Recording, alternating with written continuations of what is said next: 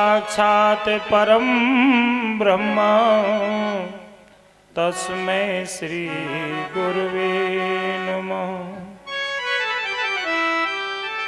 कृष्णाय वासुदेवाय हरे परमात्मने प्रणतक्लेशनाशाय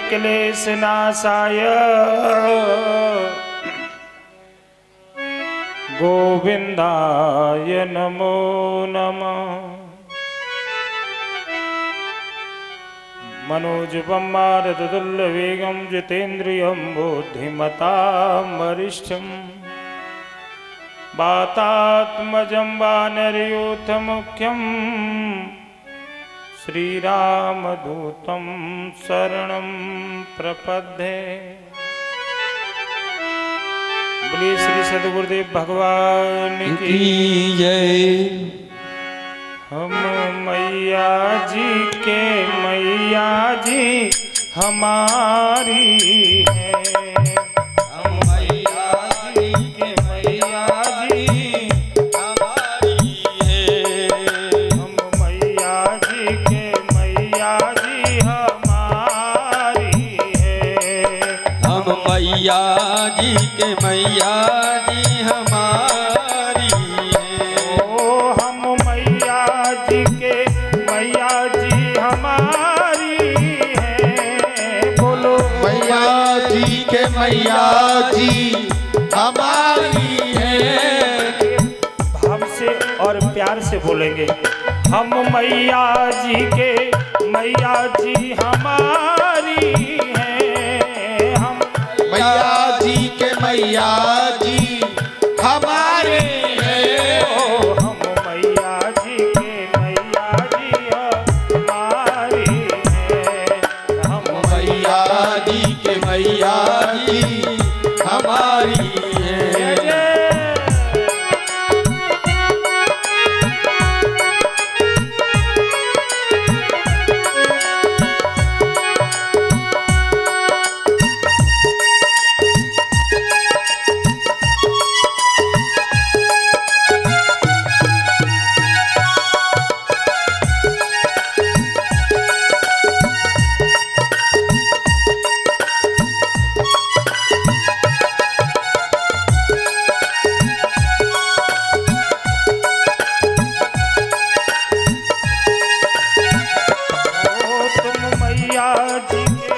मैया जी तुम्हारी है।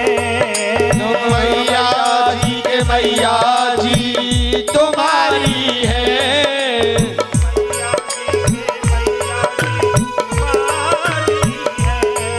तुम मैया जी के मैया जी तुम्हारी है। हम मैया जी के मैया जी हमारी है। हम मैया जी के मैया जी हमारी है।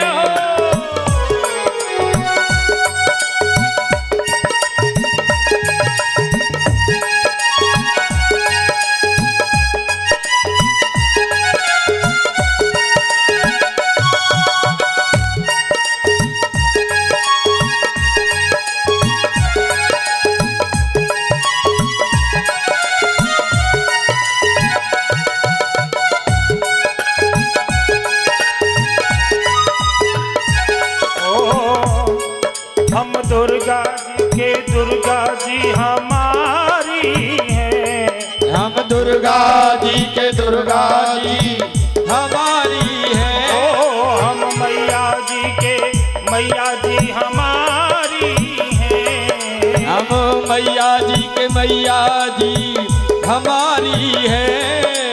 मैया जी के मैया जी हमारी है। हम मैया जी के मैया जी हमारी है। हम देवी जी के देवी जी हमारी है। बोलो हम देवी जी के देवी जी हमारी है। ओ हम देवी जी के देवी जी हमारी है। हम देवी जी के देवी जी हमारी है।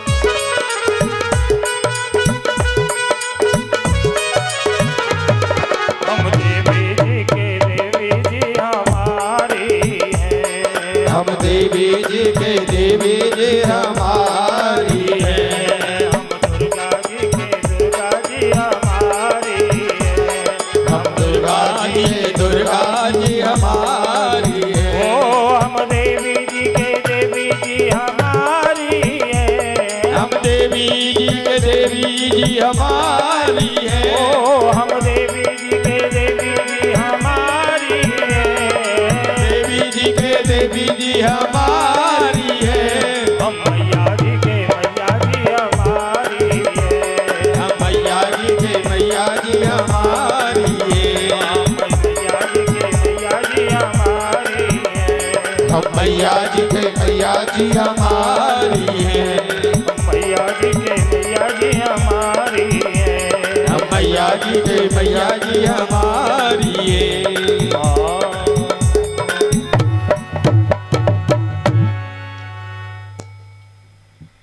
हर हर महादेव। सर्वमंगल मांगल्ये शिवे सर्वार्थ साधके शरणे त्र्यंबके गौरी नारायणी नमस्तुते।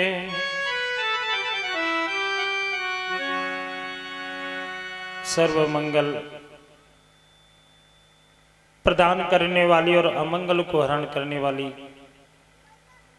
सारे विश्व की रचयिता जगत जननी जगदम्बा पराम्बा माँ भगवती के चरणों में मैं और आप बार बार वंदन करते हैं। हे माँ भगवती, आपकी असीम अनुकंपा से ये कथा कहने का और हमें सुनने का शुभ अवसर प्राप्त हुआ है। जय हो। आपकी बड़ी बलमती कृपा है जो आज सप्तम दिवस की कथा को प्रारंभ किया जा रहा है। हे राजन, हे जन्मेजय,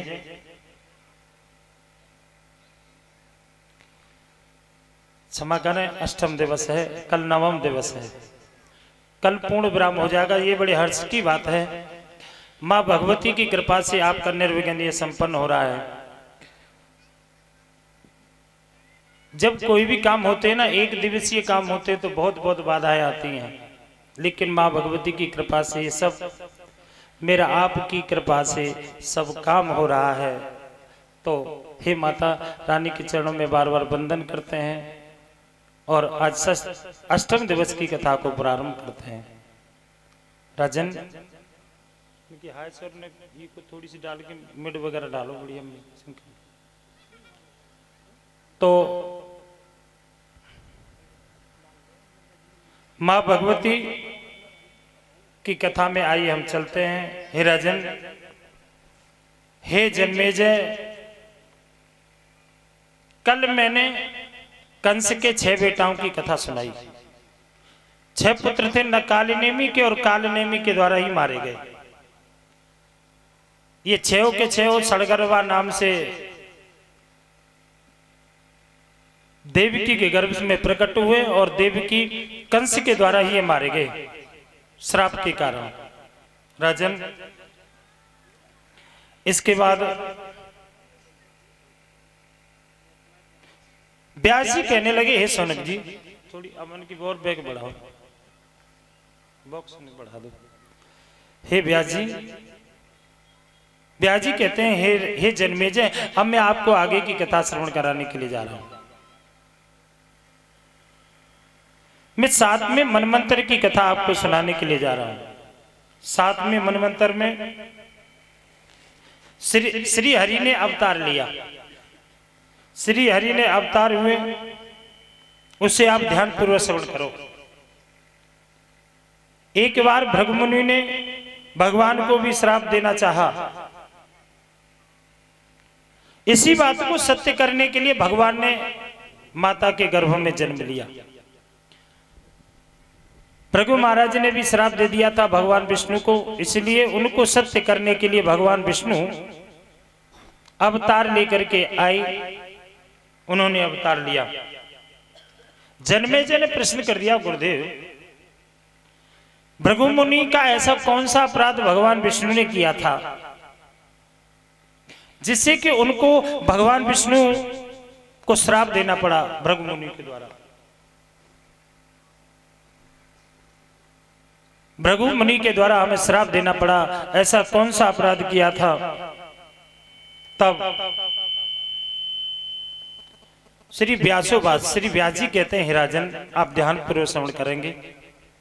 एक समय की बात है, एक समय की बात है, हिरण्याकश्यप नाम का एक दैत्य हुआ।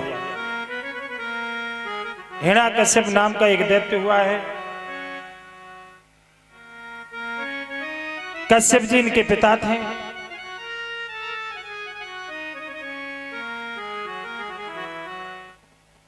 और थोड़ा बहुत देर। अच्छा चलो ठीक, धन्यवाद आपके लिए यहाँ पधारे। तो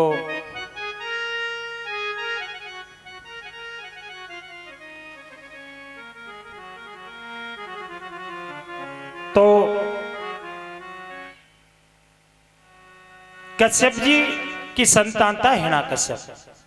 हिरण्याकश्यप था। दैत्यों में और देवताओं में युद्ध छिड़ गया। देवताओं में और दैत्यों में जब युद्ध छिड़ा,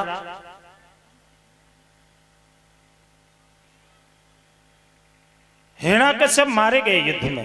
हिरण्याकश्यप युद्ध में मारे गए।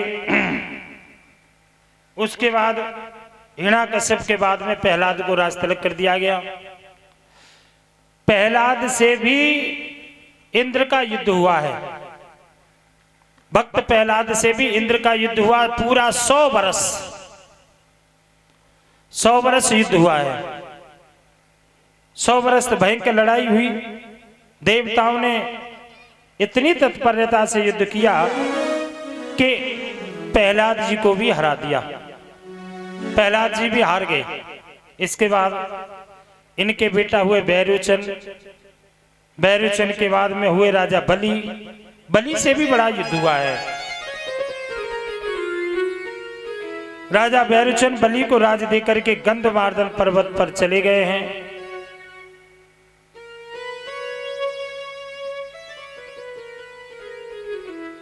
जब बलि राजा बन गया, बलि जब राजा बना,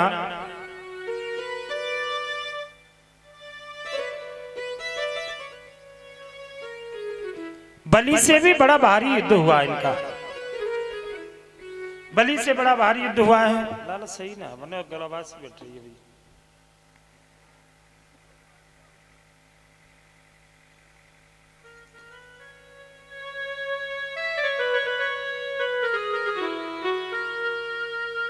एक दिन किया हुआ धीरे धीरे अभी माल आ रही।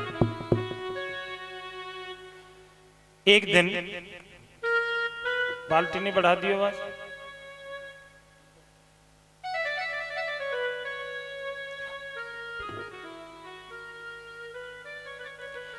भगवान विष्णु ने क्या किया?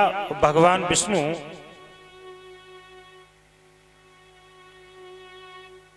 देवताओं के साथ मिलकर के दैत्यों से राज्य से वंचित कर दिया। इनको स्वर्ग छीन लिया।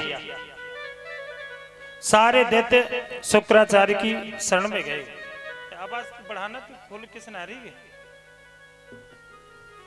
गलो वैसे शुक्राचार्य की जब शरण में गए हैं, शुक्राचार्य जी से कहा, गुरुदेव आप हमारी रक्षा करिए, आप हमारी सहायता क्यों नहीं करते? अगर तुमने ऐसा ही किया, तुमने हमारी सहायता नहीं की तो हमें तो ये यहाँ छोड़ करके हमें तो पर्वतों में जाकर दुबक के रहना पड़ेगा, पाताल में जाना पड़ेगा। शुक्राचार्य जी बोले, रे देवताओं तुम घबराओ नहीं, तुम घबराओ नहीं, मैं तुम्हारी हर तरह से रक्षा करूंगा, तुम्हारी औषधियों से सहायता करूंगा। यह समाचार जब गुप्तचरों ने देवताओं को दिया कि शुक्राचार्य जी दैत्यों की सेवा के लिए तत्पर हैं, हर प्रकार से रक्षा करेंगे, देवताओं ने दैत्यों पर चढ़ाई कर दी। जब देवताओं ने दैत्यों पर चढ़ाई की, जितने भी दैत्यों को मारते देवता शुक्राचार्य ने अपनी संजीवनी विद्या से ठीक कर देते, जिंदा कर देते, औषधि लगाते और अपनी संजीवनी विद्या केवल शुक्राचार्य के पास है और किसी के पास नहीं है। जिनको भी काटते मारते देवता, उसे भी संजीवनी छिड़कते बस जिंदा कर देते हैं। ये सब देख करके देवता वहां से भागने लगे। देवता जब भागने लगे हैं, डर के मारे क्या करे, जिनको भी मारते हैं वो जिंदे हो जाते हैं, इतने जिंदे हो जाते हैं। तब शुक्राचार्य जी ने कहा, हे दानवों सुनो, तुम इस प्रकार से मत डरो, तुम इस प्रकार से मत डरो। हे दानवों, पूर्व समय में ब्रह्मा जी ने मुझसे कहा था कि भगवान विष्णु हमेशा दैत्यों के वध करने के लिए तैयार रहते हैं। भगवान विष्णु एक आंख दैत्यों को देख नहीं सकते, उन्हें मारने के लिए हर समय तैयार रहते हैं। एक काम करो, ये प्रतिशोध लेने के लिए कभी भी तत्पर रहेंगे ये देवता। मैं जा रहा हूं मंत्र सिद्धि करने के लिए, मैं मंत्र सिद्धि करने के लिए जा रहा हूं, और जब तक मैं भगवान शंकर की तपस्या नहीं कर लूं, मंत्र सिद्धि नहीं कर लूं, तुम किसी प्रकार से भी यहां समय व्यतीत करना। देवता चाहे तुमते कोई कछु के, पर तुम कछु मत कियो, क्योंकि मैं नहीं होऊंगा, ये देवता तुम्हें मार डालेंगे। इसलिए छुप के रहना, दुबक के रहना, और चाहे कुछ भी करें ये दैत्य, लेकिन तुम बोलना नहीं, तुम इनको इनसे कुछ नहीं कहना। और तुम क्या करो, मेरी तपस्वी बन करके तुम मेरी प्रतीक्षा करना, मेरी प्रतीक्षा करना। और यह कह करके शुक्राचार्य जी चले गए यहां से।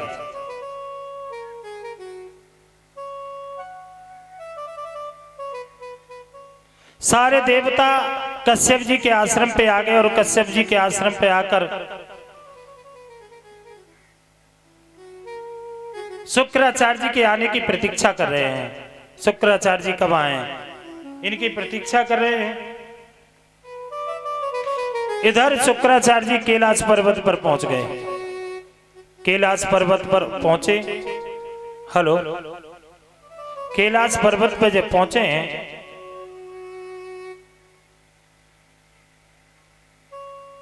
पहुंच करके भगवान शंकर से इन्होंने आग्रह किया है। बोले, हे भगवान, आप मुझे ऐसा मंत्र दीजिए जो बृहस्पति के पास ही ना हो। आप मुझे ऐसा मंत्र दीजिए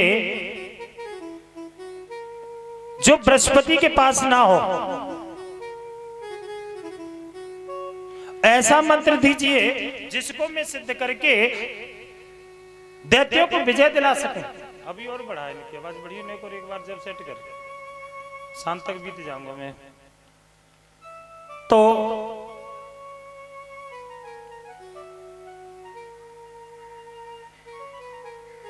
भगवान शंकर ने क्या किया, भगवान शंकर ने उनसे कहा, एक काम करो, तुम अत्यंत कठोर तप करो। और कैसा तप करोगे? शुक्राचार्य जी से कहा, तुम सिर को नीचे लटका करके और नीचे आग पैदा करके और धुआं करके उल्टे लटक करके इस मंत्र का जाप करो। अगर ये सिद्ध हो गया, जो चाहो सो तुम्हें फल मिलेगा। भगवान शंकर के कहने से शुक्राचार्य जी ये गड्ढा खोदा और वैसे करके उल्टा लटक गए। उल्टा लटके और नीचे धुआं कर लिया, बहुत बड़ा धुआं, आंच कर ली। बड़ा कठिन तप किया है, बड़ा कठिन तप किया। तब ये तप कर रहे थे, जब ये पता चली देवताओं को, तो देवताओं ने दैत्यों पर आक्रमण कर दिया। ये देवताओं को जब आक्रमण कर दिया, दैत्य अब डर के मारे कहां जाए, डर के मारे शुक्राचार्य जी की जो माता थी, माता की शरण में गए। उस माता का नाम था काव्य। काव्य माता की शरण में गए तो काव्य माता से कहा माँ हमें बचा लीजिए, देवता मार देंगे, हमें कैसे भी बचा लो, शुक्राचार्य जी है नहीं, गुरु जी यहाँ है नहीं, और ये दैत्य हमको मार देंगे। माता कहने लगी शुक्राचार्य जी के बेटा घबराने की कोई बात नहीं है, इस आश्रम के अंदर रहो, बाहर मत निकलना, और इसके आश्रम के अंदर कोई भी तुम्हारा कुछ नहीं बिगाड़ सकता, तुम्हारा कोई भी कुछ नहीं बिगाड़ सकता, आश्रम के अंदर रहो। अब तो इस प्रकार से देवता दैत्यों को मारने के लिए आश्रम में भी आ गए और आश्रम में आकर के मारने लगे। जैसे ही इंद्र इत्यादि दैत्यों को मारने लगे तो जो शुक्राचार्य की माता है, माता ने ऐसा मंत्र फूंका कि इंद्र सहित तो सारे जितने भी देवता लड़ने के लिए गए थे ना, सबको नींद आ गई और नींद के आगोश में आ गए, सब के सब पट पट करके गिर पड़े, सब नींद में डूब गए, सबको नींद। अब निंद्रा खुले ही नहीं, जब नींद ही नहीं टूट रही है तो युद्ध कैसे करे, सारे के सारे देवता सो गए। इसके बाद जब ये देखा कि सारे देवता युद्ध करने के लिए गए थे और शुक्राचार्य जी की माता ने उन्हें मंत्र के द्वारा सबको सुला दिया, सबको सुला दिया है, तो भगवान विष्णु ने क्या किया, राजा इंद्र भी सो गए, और कहूं ऐसा न हो कि दैत्य इंद्र को मार दें और इंद्र को मार के अपना स्वर्ग वापस ले लें, इसलिए भगवान विष्णु ने क्या किया,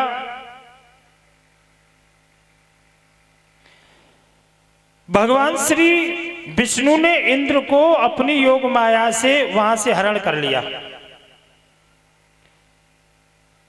जैसे ही हरण करके भगवान ने अपने पास बुलाया इंद्र को, इंद्र जैसे भगवान के पास पहुंचे तो नींद टूट गई, नींद के आगोश हट गया।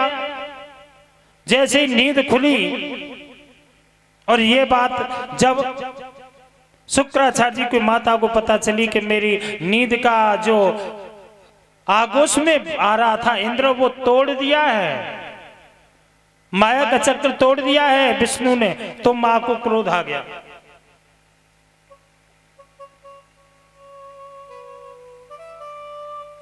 उन्होंने कहा अरे विष्णु तूने ठीक नहीं किया है, तूने इंद्र को जगा करके ठीक नहीं किया, मैं श्राप देती हूं तुझे में, हे विष्णु तुझे में मधुवन में अपनी तपस्या के बल से इंद्र सहित और विष्णु को, इन दोनों को मैं खा जाऊंगी, मार दूंगी, खा जाऊंगी, ये श्राप दिया, इंद्र को और विष्णु को दोनों को खा जाऊंगी।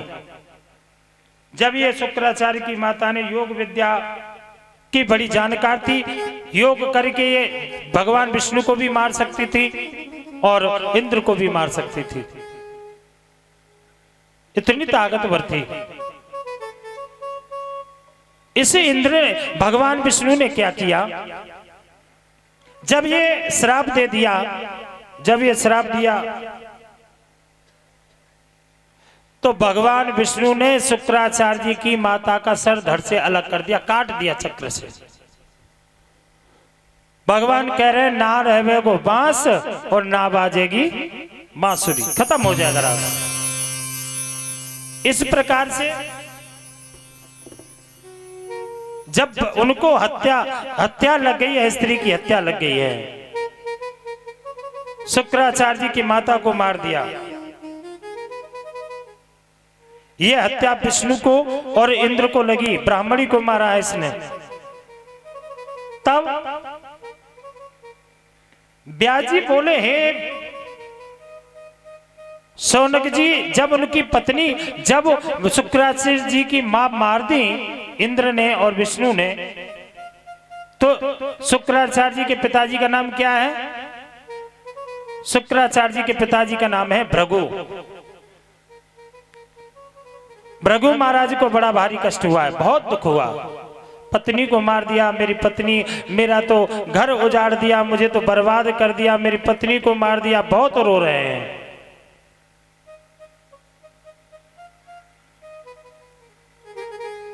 बहुत दुखी हुए, और जब दुखी उठे तो जा करके भगवान विष्णु से जाकर के कहा और भृगु बोले, हे विष्णु, तूने एक ब्राह्मणी का वध किया है। जानता है तूने किसका वध किया है? एक ब्राह्मणी का वध किया है। और ब्राह्मणी, अगर जिनका मन में ये विचार भी कर लिया जाए, ब्राह्मण के प्रति अगर द्वेष रख लेते हैं जो लोग, ब्राह्मण से जो ईर्ष्या करते हैं, ब्राह्मण से जो गिलानी करते हैं,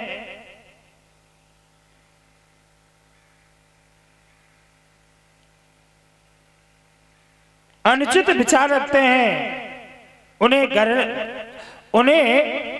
परिणाम उनका अच्छा नहीं होता, उन्हें भुगतना पड़ता है। तूने मेरी पत्नी को मारा है, मैं श्राप दे रहा हूं। तूने एक ब्राह्मणी का अपमान किया है, तूने एक मां का अपमान किया है, इसलिए तूने एक मां को मारा है। मैं तुझे श्राप देता हूं, जिसको तूने मारा है, तुझे मानव योनि में जाकर, मृतलोक में जाकर के तुझे मां के गर्भ से ही तुझे जन्म लेना पड़ेगा, तुझे जन्म लेना पड़ेगा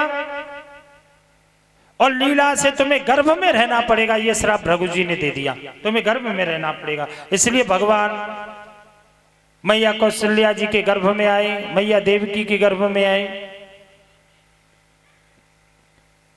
ये कथा सुनाई, व्यास जी बोले पत्नी का, अब जब ये श्राप दे दिया तो बहुत दुखी हुए, पत्नी मार दी है, बड़ा स्नेह करते थे पत्नी से। अब पत्नी का सिर लेकर अब रुदन कर रहे हैं, बार बार बहुत रुदन कर रहे हैं पत्नी के सिर को लेकर।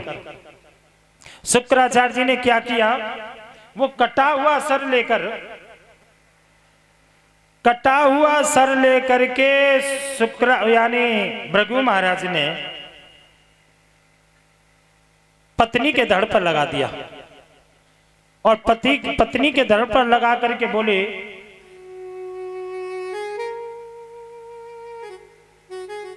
हम धर्म का पालन करते हो। हे भगवान, हे इष्ट देवता, अगर वास्तव में हम धर्म का पालन करते हो तो मेरी पत्नी, अगर हम वास्तव में तपस्या करते हैं, पुण्य करते हैं, हे भगवान, हे आदिशक्ति, मेरी पत्नी ये जीवित हो जाए।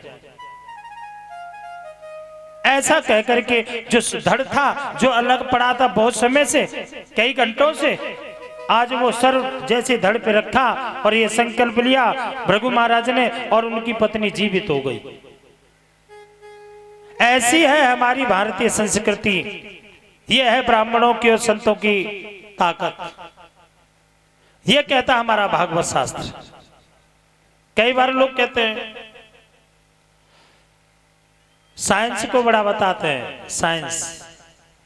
मेरे भाई बहन, जितना भी साइंस है, जितना भी मैथ है, ये सब भागवत से निकला है कि न भागवत साइंस से।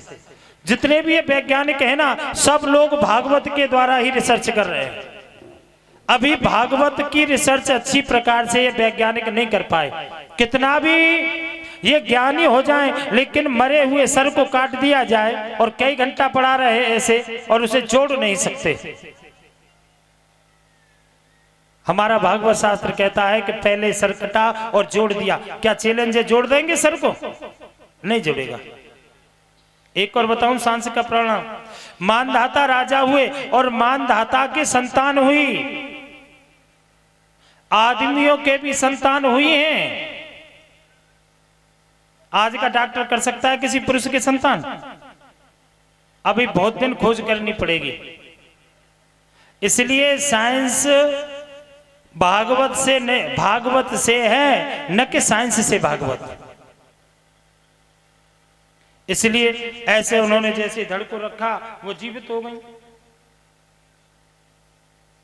जैसे ही ये जीवित हुई, इंद्र घबरा गया, बोले भैया आप कैसे करें? अरे ये तो शुक्र, ये तो पूरा ही खानदान है, सोए के आदमी मर जाए तुरंत जिंदो कर दे। शुक्राचार्य जी जिंदो कर दें, भृगु महाराज जिंदो कर दें, हम इनको क्या बिगाड़ लेंगे? हम मारेंगे कि जिंदो कर लेंगे, और हम मरेंगे तो मर जाएंगे, लेकिन ये मरेंगे तो जिंदे हो जाएंगे। अब इंद्र घबरा गया, क्या करना चाहिए, अब कैसे करे। जब कोई आदमी धर्म संकट में फंस जाए और आपस में लड़ाई हो जाए तो एक दूसरे को मात देने के लिए, मनाने के लिए, और फिर तो दुनिया भर की सिफारिश लगावे। नेता नगरी में जावे गो या रिश्तेदारन ते के गो भाई कैसी करके हमारा फैसला करवा दे, हम तो 19-20 ते फैसला कर लेंगे। अब देवता घबरा गए, अब इंद्र घबरा रहा है तो इनसे बैर करके अच्छा नहीं किया हमने, अब क्या करें। अब ऐसा कैसे हो जो ये बैरवार भूल जाए। कई बार प्रयास करते हैं कि बैर लड़ाई आपस में हो रही हो, दो पार्टी हो किसी गांव में और पार्टी में लड़ाई ज्यादा चल रही हो, तो लोग कई बार मध्यस्थता करते हैं, बोले ठीक नहीं है। कई बार प्रयास करते हैं लड़ाई इत्यादि ना हो, ये बुझ जाए, ये मैटर खत्म हो जाए। इंद्र भी सोच रहे हैं कि ये मैटर कैसे समाप्त होगा।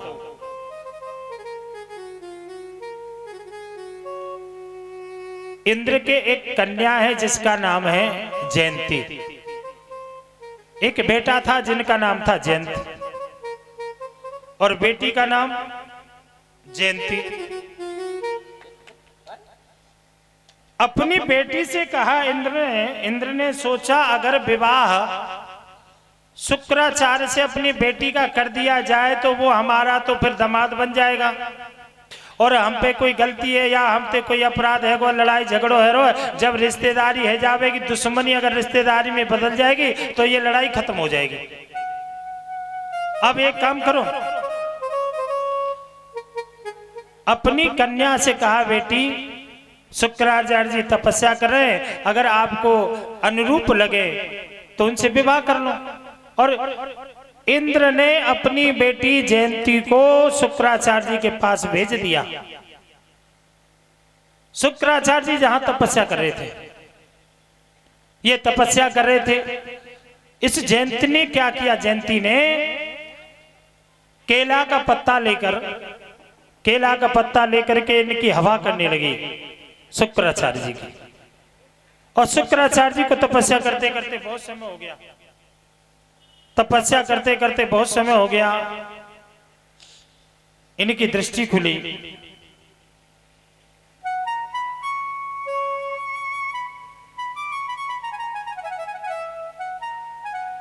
भगवान शंकर प्रसन्न हो गए, भगवान शंकर प्रसन्न हो गए। भगवान बोले भाई मांग लो, शुक्राचार्य क्या वर मांग रहे हो, मांगना चाहते हो। भगवान बोले ब्राह्मण और हे शुक्राचार्य मैं बड़ा प्रश्न हूं तुमसे, एक तो ब्राह्मणों में तुम श्रेष्ठ होगे और प्रजा में भी तुम्हें सब लोग प्रजा मानेगी, तुम्हारा सम्मान करेगी। ब्राह्मण और प्रजा में तुम्हारी प्रधानता रहेगी। संपूर्ण प्राणी अगर तुम एकदम टूट जाए, तुम्हें मारने के लिए आए तो तुम्हें मार नहीं सकते। ये आशीर्वाद भगवान शंकर ने दिया, आशीर्वाद दिया है। उसके बाद जब देखा कि जयंती हवा कर रही है, गर्मी लगी है तो जल लेके आ रही है, कभी सर दबा रही है, कभी चरण दबा रही है, कभी हवा कर रही है, तो शुक्राचार्य ने पूछा देवी तुम कौन हो। उन्होंने कहा जी मैं आपकी शिष्या हूं, सेविका हूं। आप तपस्या कर रहे थे, गर्मी पड़ रही थी बहुत भयंकर, मैं आपकी हवा करने लगी, आपकी सेवा में लगी रही। कितने दिन हो गए? बोले मुझे बहुत दिन हो गए, आप तो समाधि में थे और मेरा मन है कि मैं आपको पति के रूप में वर्ण करूं। शुक्राचार्य जी ने जयंती का प्रस्ताव स्वीकार कर लिया और शुक्राचार्य जी का और जयंती का विवाह हो गया। महात्मा जी ने सोची रे अब तक तो हम महात्माएं जब मन करो जब गांव में चले गए, कहूं जब मन करो जंगल में रहने लगे, कबू दिल्ली कबू बंबई कबू कलकत्ता, और अब तो हम गृहस्थी है गए। भाई गृहस्थी आदमी ने ऐसे ना घूमना चाहिए, 2-4 महीना में एक आध राउंड कहीं चले जाओ तो बात ठीक है, रोज की यात्रा ठीक नहीं। गृहस्थियों को तो गृहस्थ में रहना पड़ेगा। इसके बाद शुक्राचार्य जी ने विवाह कर लिया तो घर से नहीं निकले। जब घर से नहीं निकले बहुत दिन तक घर में रहे। कितने दिन रहे? 10 वर्ष शुक्राचार्य जी जयंती के पास रहे, कहीं नहीं गए, घर से निकले ही नहीं बाहर। ये बात जब देवताओं को पता चली कि शुक्राचार्य जी तो गृहस्थ में मस्त हो गए, और बृहस्पति ने दाव देख करके और शुक्राचार्य का भेष धारण करके और दैत्यों में आ गए। दैत्यों ने देखा कि हमारे गुरुजी आ गए हैं, और गुरुजी को देख करके बड़ा स्वागत किया, सम्मान किया। गुरुजी आप इतने दिनों में आए हैं और हमारे साथ दैत्यों ने बड़े अत्याचार करे और बहुत हमें सताया है। तो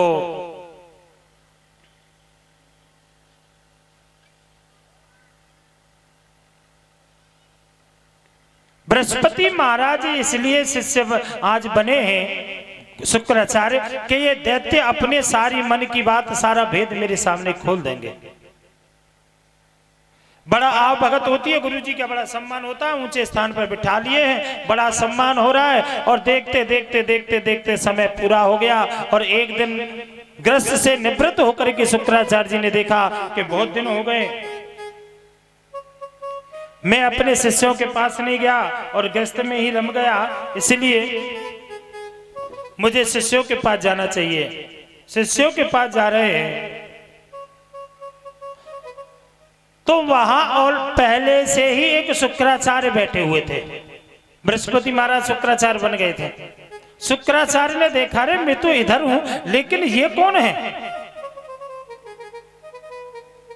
अब दैत्यों ने शुक्राचार्य के लिए न तो प्रणाम किया, ना कोई राम राम, न राधे कृष्णा, कुछ नहीं। गुरु बृहस्पति महाराज जो शुक्राचार्य बने थे गुरुदेव, अब विचार करने लगे हमारे गुरुजी तो ये बैठे, लेकिन ये कौन है?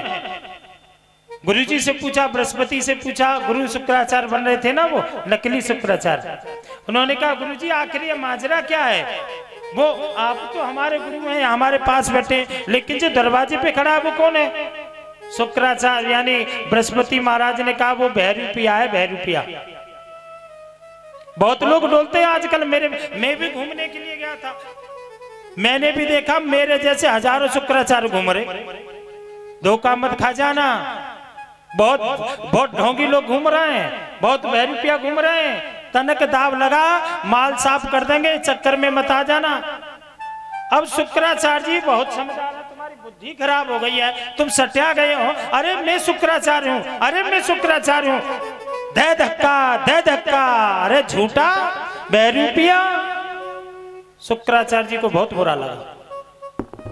शुक्राचार्य जी कहने लगे, रे इनकी समझ में मेरी बात नहीं आ रही है। उनको श्राप दे दिया, मूर्खो तुम मेरी बात को ही नहीं समझ रहे हो, जाओ। ये बात तुम्हारी जल्दी समझ में आ जाएगी, तुम्हें पछताना पड़ेगा अपनी बात पर। जैसे ऐसे कह के शुक्राचार्य जी चले गए। और जब शुक्राचार्य जी वहां से चले गए, गुरु बृहस्पति महाराज शुक्राचार्य का भेष बदल करके बृहस्पति महाराज के भेष में आ गए। और जैसे बृहस्पति महाराज के भेष में देखा, दैत्य घबरा गए। अरे हमने तो बड़ा गलत किया है, ये तो हमारे संग धोखा हो गया, छलावा हो गया, बहुत बुरा किया हमने। इस प्रकार से भृगु ने भी विष्णु भगवान को श्राप दे दिया था। ये कथा सुनाई। इसके बाद महिषासुर और रक्तवीर की भी कथा सुनाई। मां भगवती एक बहुत ही भयंकर राक्षस है जिसका नाम है महिषासुर। जय हो। महिषासुर जोर पे जोर पे पसी लाए दिला गुड़िया, गर्मी पड़ी रही जोर पे पसी लाए दिला गुड़िया। ओ गर्मी पड़ रही जोर पे जोर पे पसी लाए दे लांगुरिया ओ लाए दे लांगुरिया पे पसी लाए दे लांगुरिया लाए दे लांगुरिया पे पसी लाए दे लांगुरिया गर्मी पड़े रही जोर पे पसी लाए दे लांगुरिया गर्मी पड़े रही जोर पे पसी लाए दे लांगुरिया। जय हो लंगुरिया की।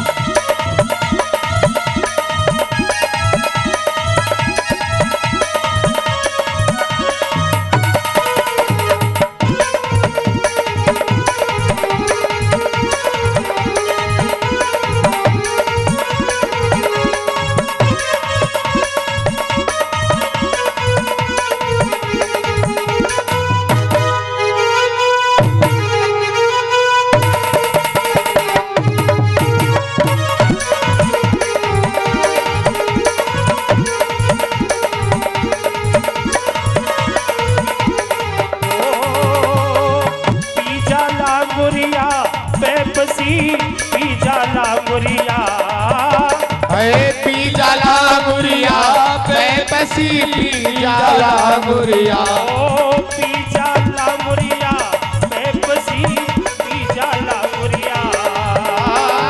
पी जाला गुरिया पे पसी पी जाला गुरिया गर्मी पड़े जोर पे पसी पी जाला गुरिया गर्मी पड़े रहे जोर पे पसी पी जाला गुरिया।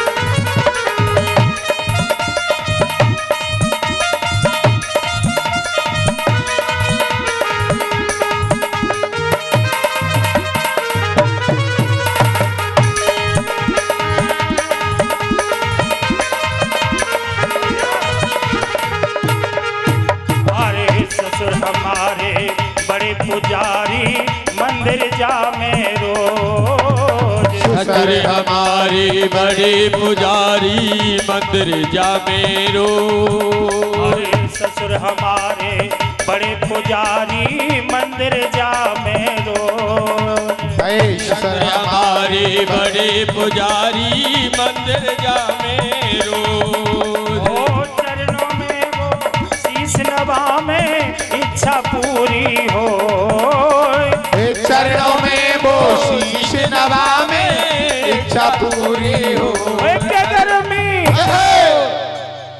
कि गर्मी पड़े रही जोर पे पसी पी जाला गुरिया गर्मी पड़े रहे जोर पे पसी पी जाला गुरिया आ जाला गुरिया रे पी जा आ जाला गुरिया अरे पी जाला गुरिया पे पसी पी जाला गुरिया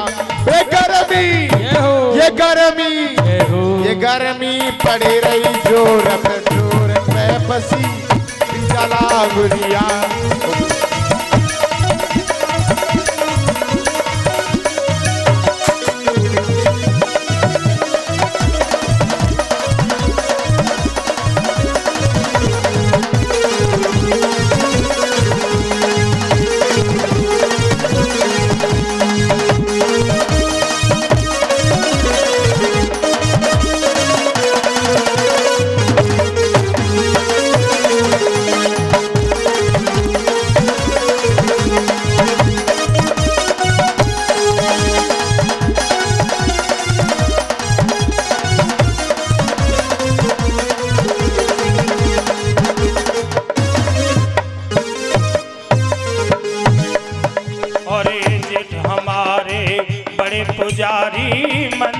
जामे रोज। जेठ हमारे बड़े पुजारी मंदिर जामे रोज। जेठ हमारे बड़े पुजारी मंदिर जामे रोज।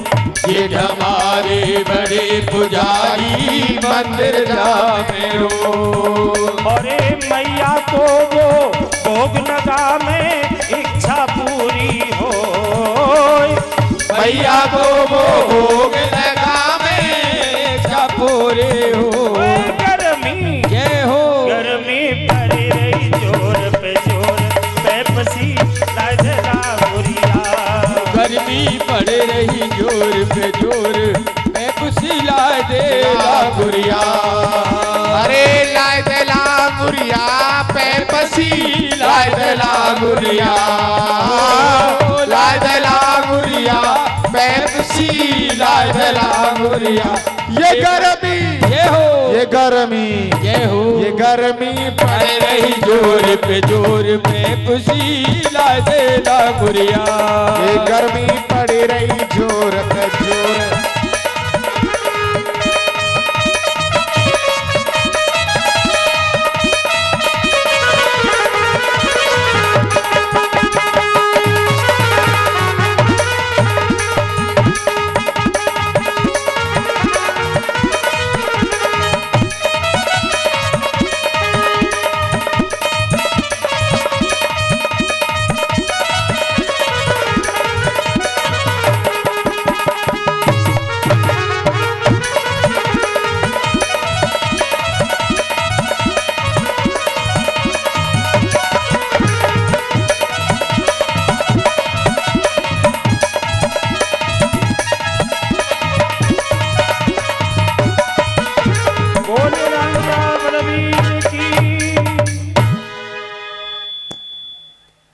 हर हर महादेव। हेलो, आवाज साफ आ रही बिल्कुल। चली ना परी धाम का है आज ना मान।